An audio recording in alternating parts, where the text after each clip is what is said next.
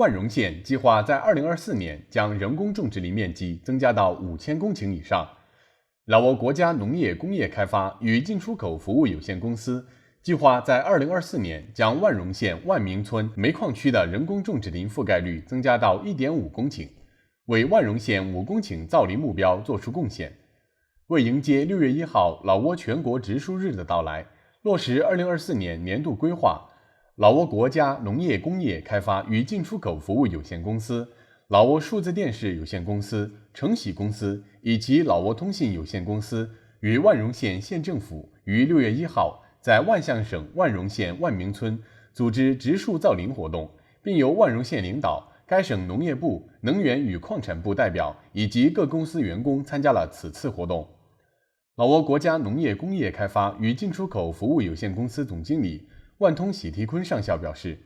公司年度计划准备种植500棵柚木，为万荣县万明村煤矿区增加1.5公顷的森林面积。人工造林能够确保土壤、水资源与生物得到保护，并达到绿化与防止该区域的气候变化的目的。为了贯彻老挝政府规定的2024年国家植树规划，万荣县必须与政府相关部门和私人企业同心协力绿化、扩大森林区域，同时还需激发当地居民植树造林、保护水资源以及自然环境的意识，防止非法焚烧树林耕种。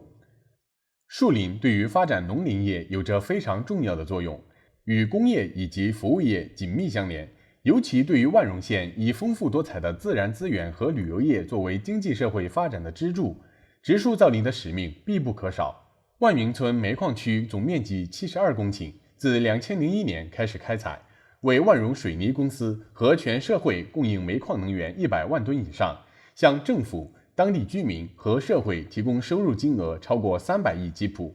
根据2017年修订的矿产法，明确指出，获得特许权的企业在开采后必须进行植树造林，使得自然环境得以康复，并为落实政府所规定的计划，在总面积4.2万公顷上种植4300万棵树，从而使全国树林面积占全国总面积的70%。